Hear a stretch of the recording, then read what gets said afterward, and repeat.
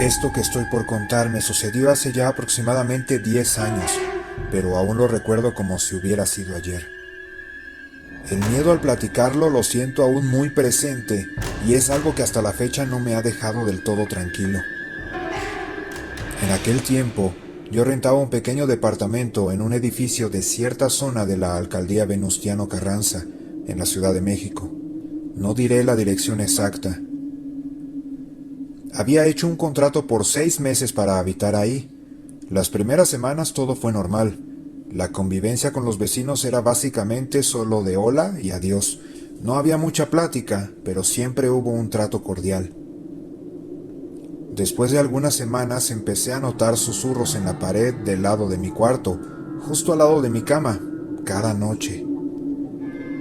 Desde la primera vez di por hecho que simplemente eran las voces de las personas del departamento de al lado, y que al hablar algo de ese sonido se colaba por las paredes, como podría pasar en cualquier lugar donde se tengan vecinos.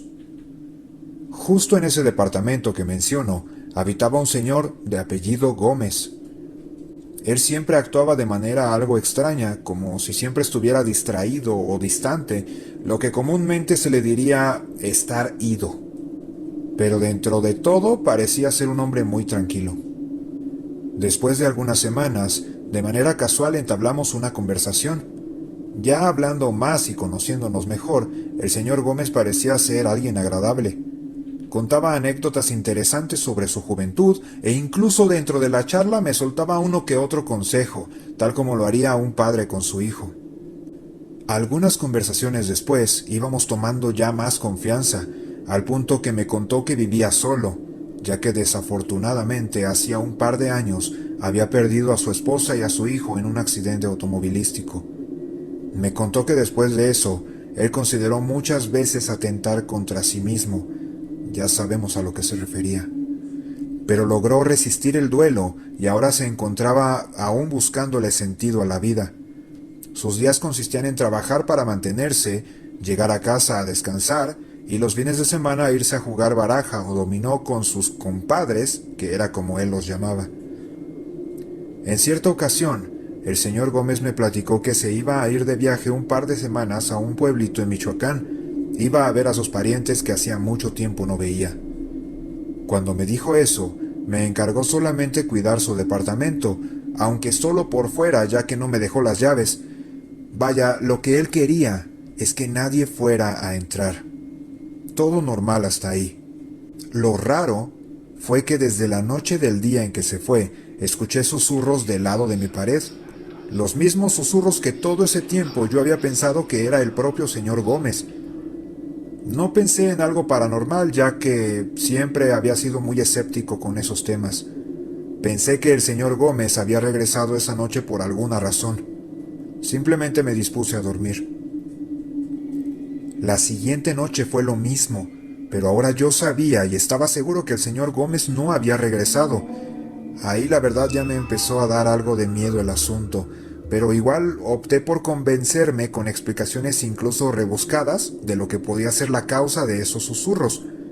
Pensé que podían ser provenientes de otros departamentos, incluso del piso de abajo o del de arriba, y que el sonido de las voces de las personas se transmitía por la pared y entre el silencio de la noche yo podía escucharlo. Me convencí de eso por 3 o 4 días más.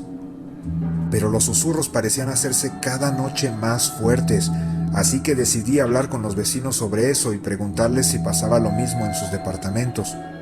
Vecinos que llevaban incluso años viviendo en el edificio me contaron que esos sonidos eran relativamente recientes.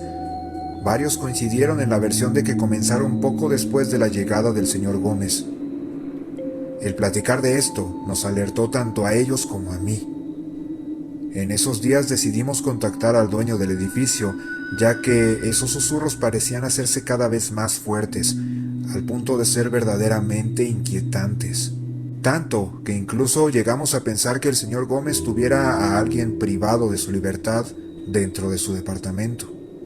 Por nuestra insistencia, el dueño del edificio se presentó y con su copia de la llave decidió entrar al departamento del señor Gómez, junto conmigo y otro vecino.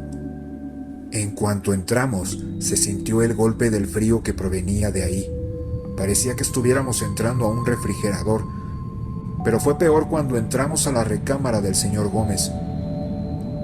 En su buró, al lado de su cama, se encontraba un libro que parecía ser bastante antiguo, con una pasta totalmente negra y de cuero. Recargado en ese mismo buró, había una tabla de Ouija. Desde que entramos se percibía un olor extraño. Cuando el otro vecino quiso indagar en su refrigerador, nos encontramos con la causa del olor y el peor miedo que jamás he sentido en mi vida. 2 cabezas humanas, cada una en un gran frasco de vidrio relleno de algún líquido que fungía como conservador. No puedo describir el horror que sentí al ver eso. Jamás en la vida he sentido algo siquiera parecido. Obviamente, eso fue reportado de inmediato a la policía, pero al no saber el paradero del señor Gómez, decidieron no hacer nada ni ponerle bajo aviso. Días después, cuando el señor Gómez regresó a la ciudad, fue aprehendido. Sus declaraciones fueron algo más que perturbadoras. Su familia no había fallecido en un accidente de auto como él me había platicado. Él les había quitado la vida, según sus propias palabras, como un requisito para obtener mucho dinero y poder mediante un pacto con el propio demonio. Lo que pasó con él poco después de haber hecho eso fue que se arrepintió, pero obviamente ya era muy tarde. Decidió guardar lo que encontramos nosotros en su refri para, según él, no desprenderse totalmente de su esposa y su hijo, y al menos poderlos ver cada mañana cuando iba por algo para desayunar. La ouija que se encontraba al lado de su buró era porque intentó contactar a su familia, a quienes había privado de la vida, aunque nunca lo logró, y él sabía que solamente había abierto puertas a entidades demoníacas, entidades cuyas voces eran lo que los vecinos escuchábamos cada noche. El señor Gómez fue condenado a cadena perpetua, aunque no duró mucho, ya que dentro de prisión atentó de manera exitosa contra su vida. La noticia de lo que había pasado ahí y de todo lo que pasó con el señor Gómez se supo de boca en boca, a fin de cuentas, por toda la colonia, y al final la mayoría de los habitantes de ese edificio se mudaron de ahí, incluyéndome. Y aunque ya van más de 10 años de todo esto, siento que me ha marcado para toda la vida. Ahora mi más grande deseo es poder olvidarlo.